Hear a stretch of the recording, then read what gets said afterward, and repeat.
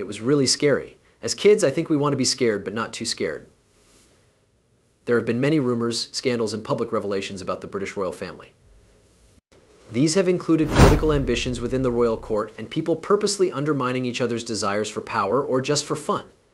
Now that I'm 75, I only remember the Queen being there. Now, though, things seem to have taken a dramatic turn, maybe too dramatic for one of the world's most powerful royal courts, as Queen Camilla tells a shocking secret. What exactly did she say? What do you think her admission means for the monarchy? Come talk with us about the shocking things Queen Camilla told King Charles and Prince William. King Charles takes the lead for the royal family. One thing that is always true about families, whether they are royal or not, is that people have goals and are always trying to bring each other down, even though they love each other to the ends of the earth. These mix of ambition, love, disgust, a need for power, and political strength have often threatened the security of the royal family, making a dangerous drink of secrets and plots. That could change what will happen with the royal family. But Buckingham Palace was an old fortress where politics, desire, power struggles, and eventually death happened all the time. Still, it stands. When Queen Elizabeth died, a new era began in the history of the British royal court. King Charles' claims were helped by the line of succession while his wife Camilla was queen. As planned, the ceremony was very big, with people from all over the world coming to applaud the new king on his coronation. Charles was only recently crowned king, but he had known how Buckingham Palace worked since he was a kid. The current king was born in Buckingham Palace while his maternal grandfather, King George VI, was in power. But as the weeks turned into months, months into years, and years into decades, nature took its course and finished in the way it always does, with a loss. He went to Cheam School in Gordonstown for his early education, and then to the Timbertop campus of Geelong Grammar School in Victoria, Australia for 6 months. Some people might have questions about King Charles's ability to handle the stress of being the monarch of the UK and the 14 Commonwealth countries that surround it. However, his track record is already very good, which gives people more faith in him. Charles was crowned by his mother in a televised event at Caernarfon Castle on July 1st, 1969. However, the ceremony caused a lot of debate in Wales because of the rise of Welsh nationalism. On July 26, 1958, Charles was made Prince of Wales and Earl of Chester. The next year, he was chosen to the House of Lords. He was the first prince since Edward VIII in 1884 to address the House of Lords from the floor. On June 13, 1974, he gave his first speech. He spoke again in 1975. Following his trip to the US in 1981 and the creation of the Prince's Trust in 1976, Charles began to take on more public duties. In the middle of the 1970s, he said that he would like to be Governor General because Australian Prime Minister Malcolm Fraser had asked him to. However, King Charles couldn't take the Australian stance because neither side was very interested. What problems might the king face if he tries to change the royal family in this confusing time of modern leadership? Once upon a time, King Charles was Prince Charming. The complicated dance between how we see things and how they really are goes all the way down to the walls of Buckingham Palace. When King Charles was younger, he was a real beauty. He was good-looking, smart, wealthy, well-known, and in the upper class of society. He used to be romantically involved with several people. Not all of the rumors about his love life were true, but he was linked to Georgiana Russell, Lady Jane Wellesley, Davina Sheffield, Lady Sarah Spencer, and Camilla Shand, who later became his second wife. Georgiana Russell was the daughter of Sir John Russell, who was the British ambassador to Spain. Lady Jane Wellesley was the daughter of the 8th Duke of Wellington. Lord Mountbatten, Charles's great-uncle, told him to plant his wild oats and have as many affairs as he can before getting married. However, he should pick a good-looking, sweet-character girl as his wife before she meets anyone else she might like. When women get married, they should not have to stay on a platform. This is upsetting for them. It looks like his uncle wanted him to follow and marry a pure woman, but he told him to be a little less rigid in his beliefs. But even though he did what his uncle told him to do, he also knew that as a prince, he had to have one wife, so he worked hard to get married. He met Princess Diana Spencer while looking for love. He and Diana's friendship began in the craziest way possible. In 1977, Charles met Lady Diana Spencer for the first time when he went to her house in Althorpe.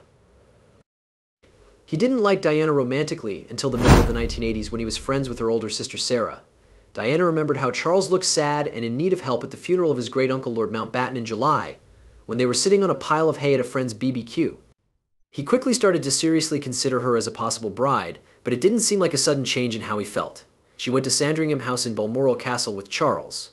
Norton, Charles' cousin, wasn't sure how Diana felt about Charles, though. He wasn't sure if she really wanted him or if it was just another trick from a pretty girl who wants to get to the top of the royal food chain. More and more news stories were talking about Charles and how he was seen as the best in the world of women. His father told him that he needed to make up his mind quickly about whether to marry Diana Spencer or not, since the media was really talking about their relationship. Charles thought about it for a long time. He saw his father's as a continuation of his late Uncle Mountbatten's view that women who had not dated other men were not ready to get married. He asked her to marry him in February 1981 because he felt like a king. There were a lot of warning signs, but they still got married. People say that love doesn't always care about color. After he got married on July 29th at St. Paul's Cathedral, Charles' voluntary tax contribution from the Duchy of Cornwall's income went from 50% to 25%. They had 2 kids, William in 1982 and Harry in 1984. They lived at Kensington Palace and Highgrove House, which is close to Tetbury. After a few years, though, things between them went crazy. Love became unbearable all of a sudden one night. It lost its color vision and dried out like raisins in the sun. The red flags became clearer as their relationship became more about how badly they didn't get along. It became clear that they had different goals because they were 13 years apart in age. On a film that Peter Sutherland took in 1992, Charles had been having an affair with Camilla Parker Bowles again in full in 1986.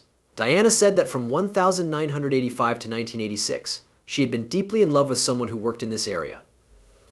Barry Manicky was sent to the Diplomatic Protection Squad in 1986 because his bosses thought his friendship with Diana wasn't appropriate. This was what she was likely referring to. Later, Diana began dating Major James Hewitt, who used to teach Diana's family how to ride horses. If there was ever something that could be called a royal cluster mess, this is it. Queen Camilla, Her Highness the Queen Camilla, was born on July 17, 1947, as Rosemary Shand. Camilla went to school in England, Switzerland, and France after growing up in East Sussex, which is in South Kensington, England. The wedding took place in 1973, and the groom was a soldier in the British Army. In 1995, they stopped being together. Camilla and Charles were in and out of relationships before, and during both of their first marriages. It looks like the signs were already there. Their relationship got a lot of attention from the media and people around the world, which was fair. After all, it's the royal family. Camilla and Charles got married at the Windsor Guildhall in 2005. After the ceremony, an Anglican blessing was shown on TV from St. George's Chapel in Windsor Castle. From the time they got married until Charles became king, she was called the Duchess of Cornwall. After his mother, Queen Elizabeth II, died on September 8, 2022, Charles took the throne, and Camilla became his queen consort. On May 6, 2023, Charles and Camilla were crowned king and queen at Westminster Abbey. She has made a special place in the hearts of the people of the United Kingdom, mostly as the king's wife. Camilla is the patroness of many groups and causes, and she also sometimes speaks for the king in public. Since 1994, she has won a lot of awards and medals for her work to raise awareness about osteoporosis, illiteracy, and animal care, which solidified her reputation as a great leader. She is now known as the Queen Consort of England and has a good reputation, but it wasn't always like that. Her relationship with King Charles didn't start out well, which led to a lot of criticism and bad press when she was younger. How did they make her look better? There needs to be a Mark Ballon for a huge mess. It is very important for members of the royal family to keep their records clean. This can't be stressed enough. There is a lot of fake news and rumors going around on social media all the time. People are looking at their personal lives very closely because they are viewed differently than men and are expected to live up to higher standards than everyone else. The world is very competitive, and the cold hands of death are always ready to take away all of their honor if they cross a very thin line. But has that ever stopped them? Diana and Charles' love life was public, so everyone could see it. It also gave people stories and information about the royal court's darkest secrets. It was like a loud bell going off in the rooms of Buckingham that woke up the media corps.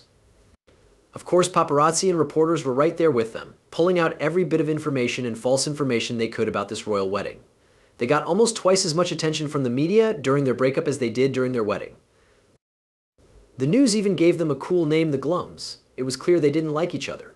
Because of this, every time they were together at a royal event and the camera was ready to catch a happy smile and a moment of love, they always got a sad picture.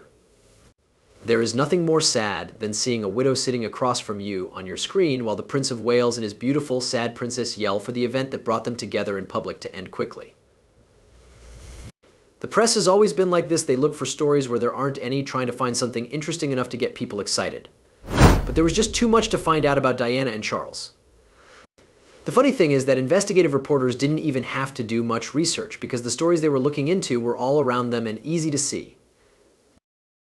For Charles, his relationship with Camilla while he was still married to Diana made a lot of people doubt his character. Diana wasn't helping things either. Her extramarital affairs made things hard for her. This bad image put the royal home's reputation and security at risk. Imagine that a country wanted to join forces by getting married. Will this news really change their minds, or will they change their minds? In December 1992, John Major told the House of Commons that the couple was no longer together. Early the next year, the British press released the text of a tense recorded phone call between Charles and Parker Bowles in 1989. Toygate and Camilla Gate were their names. As shown in the June 1994 TV movie Charles, the private man, the public role, Charles tried to get the public's attention and maybe even win their support. In a movie interview, Charles admitted that he had an affair with Camilla Parker Bowles. He said that he and Camilla got back together in 1986 after his marriage to Diana had ended for good. Diana then talked about her problems with her marriage in an interview with Panorama, a BBC show about current events which aired in November 1995. There were 3 of us in this marriage. She kept talking about Charles's relationship with Camilla Parker Bowles. That's why it was pretty crowded. She also thought about whether her husband was good enough to be king. In December 1995, the Queen told Charles and Diana that they should end their marriage. On August 28, 1996, they did that. Their children were shared between the 2 of them. On August 31, 1997, Diana died in a car crash in Paris. Charles took a plane to Paris with Diana's sisters so that he could bring her body back to Britain. In 2003, Diana's butler, Paul Burrell, made public a note that was said to have been written by Diana in 1995. It said that Charles was planning an accident in Diana's car by letting the brakes fail and hoped that Diana would get a serious head injury so that he could get married again. When asked by the Metropolitan Police Inquiry Team as part of Operation Paget, Charles said he didn't know about his ex-wife's 1995 note and couldn't understand what she was thinking. The Crown's image was at risk, and the press was adding fuel to the fire with their opinion pieces. However, there was no proof that Charles was the one who planned Diana's death. But that's the thing about image. It changes all the time like a house of cards. It only takes a small push in the right place to bring it all down. He didn't even have to be found guilty of the crime. His name only needs to be brought up in the probe. All of these people who are against capitalism and the monarchy will give the media a field day. After the investigation and how it hurt their image, Charles gave it a lot of thought about how to fix the problem. To calm things down about their bad image, Charles pulled out a joker that beat the bad hand he had given himself by cheating on Diana while they were married. He got married to Camilla, which could help clean up the crown. But he knew that even though he was trying to save the crown's reputation and clear his new wife's name, he needed a way to turn Camilla from the public enemy who stole Diana's home and throne to the love of Charles' life, whose love could not separate him from her or her from him. He played Thrones, which is a game where the king always wins. He then pulled out the next ace. Since they were no longer married, Charles said that he and Camilla Parker Bowles had to get back together. He may have loved her, but he met Diane at the wrong time. Something to think about, huh? Charles knew that the link was getting him a lot of bad press, so he hired Mark Bolland, who he had hired before in 1995, to clean up his own image and make Camilla more well-known. In July 1997, she was on her way to Highgrove House when she was hit head-on. The news media made a big deal out of it and tried to turn it into a grief party, even though neither she nor the other drivers were seriously hurt. Camilla sometimes hung out with Charles without being his official friend. A birthday party for her sister at the Ritz London Hotel in 1999 was where they first appeared in public together. About 200 reporters and photographers from all over the world were there. In 2000, she went on a number of big events with Charles. In 2001, the Royal Osteoporosis Society made her public and elected her as president. And with that, the thoughts of Diana and her death started to fade into the background. That wasn't going to be a problem because Charles was only 3 years older than Camilla. That was not the case with Diana. No one ever thought she would cheat on a married prince, but Mark Bolland did hurt her image. Her name and charity work quickly made people forget about that.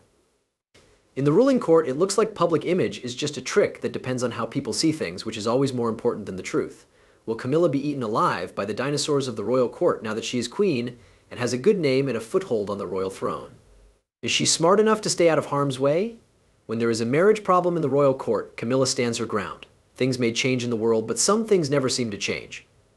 The press spreads stories and there are games going on in the royal court. Each player is working from a different angle and looking for a chance to get even a small amount of power and influence. Recently, there have been rumors going around about Queen Camilla and King Charles that their marriage might not be stable. Doesn't it sound like something else? Charles and Camilla's marriage is a mess. There is no doubt that the royal family has experienced public opinion not being on their side and too much attention being paid to them. This time it's directed right at the king and queen consort's front door. What looked like a small problem under the covers has grown into a huge problem where the couples can only agree when they are outside.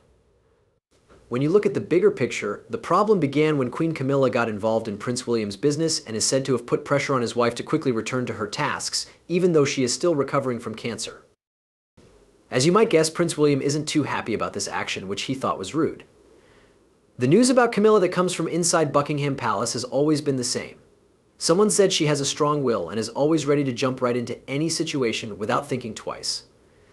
But her latest action, which was motivated by her desire to do a good job, hit too close to home, and royal insiders say that Prince William is fuming at the disrespect. He couldn't stand by and let anyone come after his wife, even the Queen of England, because he had seen her struggle to deal with the dangerous and cancerous territory of cancer. The most dangerous times for the royal family were during the treatment, especially for William. There were times when it seemed like the world was planning something bad just for him. Imagine that both your wife and your father are getting cancer treatment in the same week. His father was getting treatment for cancer, and his wife was getting ready for surgery on her stomach. First, there is a fight in his soul that is tearing him apart and making him choose who he wants to spend the most time with during these tough times. Should he leave his wife and risk the angry feminist's words? It could make things worse. Or he could leave his father to care for his wife and risk conspiracy theorists charging him of planning a coup while hiding his cancer. Things turned out well for him because he dealt with them the right way, but it wasn't easy. On Wednesday, February 7th, 2024, Prince William went back to his public royal tasks. After taking a break for 3 weeks while his wife Kate, the Princess of Wales, recovered from surgery on her abdomen that went well. With the news that his father, King Charles III, has cancer, Buckingham Palace said the king would take a break from public tasks while he gets better. Williams, on the other hand, is furious with Camilla for even suggesting that Kate go back to work early. He has been very protective of her since he saw how much pain she was in during her cancer treatment. As a husband should be for a wife he loves. Cancer is a tough disease, and its treatments are often very harsh and don't always work. It's kind of like riding a bike on a train track. You keep going, but you know you can't keep going forever. Our family has had a very hard time over the last 9 months. Life as you know it can change in an instant, Kate Middleton, Princess of Wales and William's wife, said. We have had to find a way to navigate the stormy waters and roads unknown. Palace sources, on the other hand, think Camilla doesn't care much about how other people feel about her wants. What she said was true. So the quiet rift has been going on behind the scenes, ready to break out into the open. Since then, there have been a lot of stories. Some say Camilla has always had a grudge against Kate because she didn't like Prince William very much. People think that the princes, William and Harry, are always reminding her of her job and how she got it. The boys are both Diana Spencer's children from her first marriage to Charles. They may not have been born during the time when the three were famous for having a three-way relationship with their mother, but history will never forget.